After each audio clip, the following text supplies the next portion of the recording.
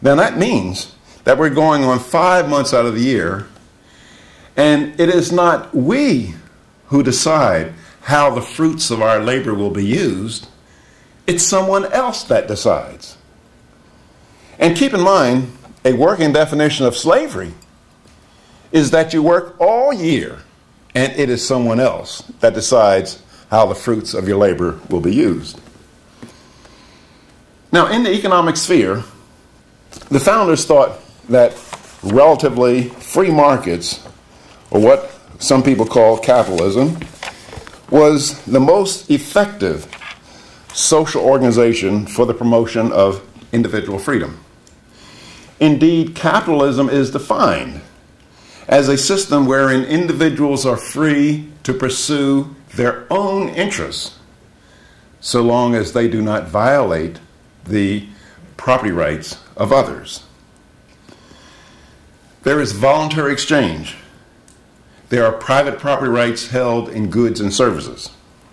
Indeed, much of the original intent of the United States Constitution, as seen in the document itself, and the Federalist Papers that debated the Constitution, was to bring about a climate in which this kind of social organization could occur.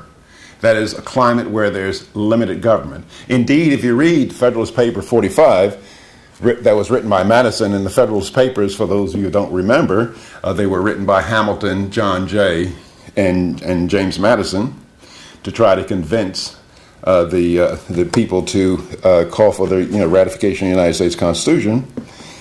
Madison, explaining the powers delegated to the federal government, said, the powers that we've given to the federal government are few and well-defined and restricted mostly to external affairs, namely national defense and international trade. Well, we see the powers have gone far beyond that. Now, the great benefit of the free enterprise system is that through private ownership and control, it minimizes the capacity of one person to coerce another person. Additionally, the coercive powers of the state are minimized. They are restricted to the legitimate functions of the state or the government in a free society. And what are these legitimate functions of government? Well, one legitimate function is to protect you and me against international thugs violating our private property rights.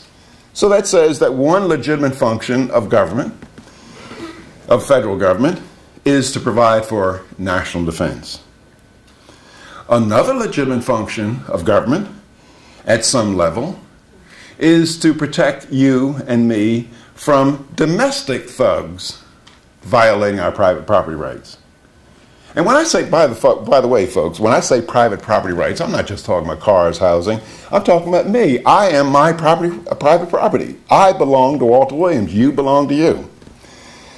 And so that legitimate function of government is to, one of the functions is protect domestic thugs, protect us against domestic thugs.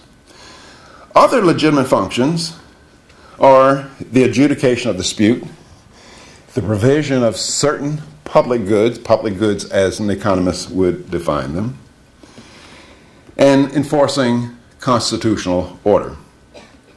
Now, in order to pay for these legitimate and constitutionally mandated functions, each citizen is obliged to pay his share. Now, for the last half century or so, free enterprise and what it implies has been under unrelenting attack. Americans from all walks of life, whether they realize it or not, have demonstrated a deep and abiding contempt for private property rights and economic liberty. Free enterprise is threatened today in our country, somewhat ironically, not because of its failure. It's threatened because of its success. That is, capitalism has been so successful in eliminating the traditional problems of mankind, such as disease, pestilence, gross hunger, and poverty, that all other human problems appear to us to be at once inexcusable and unbearable. The desire by many Americans to eliminate these so-called unbearable and inexcusable problems has led us away from the basic ideals and principles upon which our prosperous nation was built. In the name of other ideals, such as equality of income, sex and race balance, orderly markets, medical care, prescription drugs, consumer protection, energy conservation, just to name a few, we have abandoned many personal freedoms. As a result of widespread control by our government to achieve these so-called higher objectives, we are increasingly being subordinated to the point where considerations of personal liberty are but secondary or tertiary matters. They're increasingly being treated as dirt. Now you say, well, is Walter Williams exaggerating? Well, check this out. Suppose I write a letter to the United States Congress. I tell them, my name is Walter Williams. I am an emancipated adult. I am fully capable of taking care of my own retirement needs. If I fail to do so, let me die on the streets or go begging. But stop taking money out of my paycheck for Social Security. How do you think that'd be greeted? Be greeted with contempt. Here is someone telling me and you how much we should set aside each week for retirement. Why don't they also tell us how much we should set aside for housing, for food, for clothing? If they did the latter, we would view it as totalitarianism. Now, the ultimate end to this process, ladies and gentlemen, is totalitarianism, which is little more than a reduced form of servitude. Now, look, don't misunderstand me. I am not saying that we are a totalitarian nation yet. But if you ask the question, which way are we headed, tiny steps at a time? Are we headed towards more liberty, or are we headed towards more government control over our lives? It would have to unambiguously be the latter. Now remember, if you take tiny steps toward a goal, it's not a matter of if, it's a matter of when you're going to get there. Or as the great philosopher David Hume said, it is seldom that liberty of any kind is taken all at once. It's always taken bit by bit. Or as another way of putting it, I think a better way, is a way that my late colleague Leonard Read, the founder of the Foundation for Economic Education in New York, put it. He said that if you wanted to take liberty away from Americans, you had to know how to cook a frog. Leonard Read said, you cannot cook a frog by putting on a pot of boiling water and then throwing the frog in the water, because the frog's reflexes are so quick that as soon as his feet hit the boiling water, he would hop away and be free.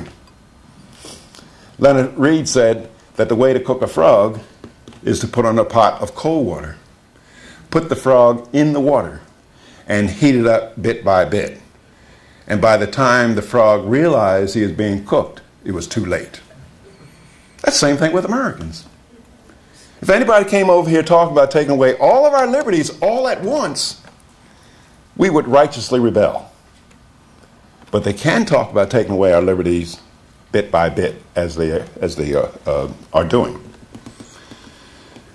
The primary justification for the attack on private property, economic freedom, and privacy can be found in people's desire for government to do good. We all say things like, government should help the poor.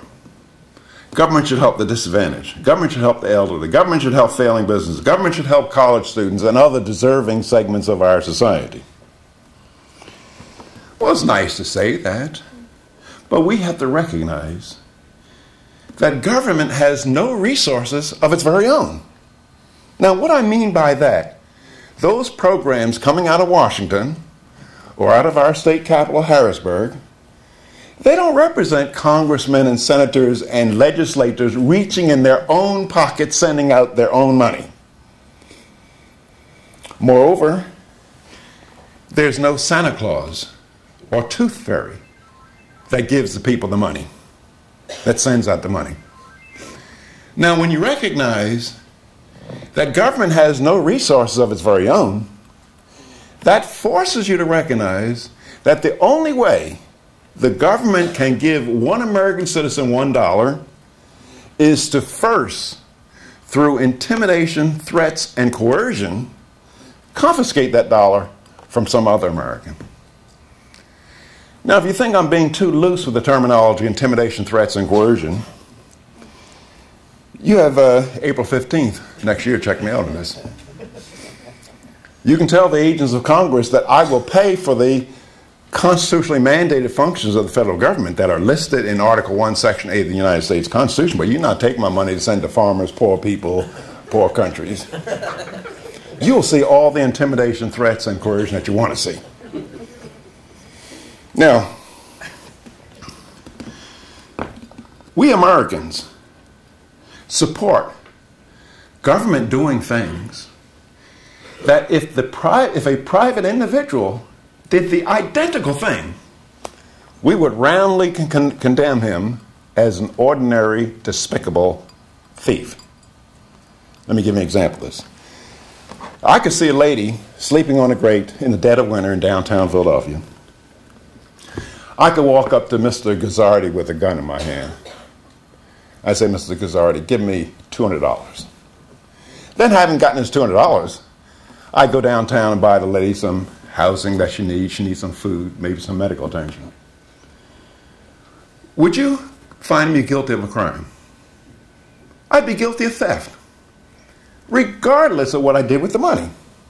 Because what is theft? Theft is taking the rightful property of one person and giving it to another to whom it does not belong. Now, most Americans can agree with me. They say, Williams, you'd be a damn thief. You'd be a damn thief if you did that. Well, here's the difficulty.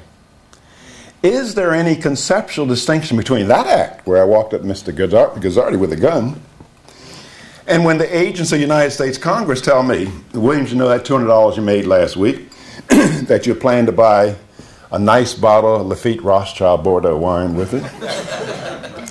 You will not do that with the money. You'll give it to us, and we will go downtown and help the lady out. I assert that there's no conceptual distinction between those two acts. Both acts involve taking the rightful property of one person and giving it to another to whom it does not belong. Excuse me. Now, if you press me for a distinction between those two acts, I can only find one, and for moral people, it ought to be irrelevant.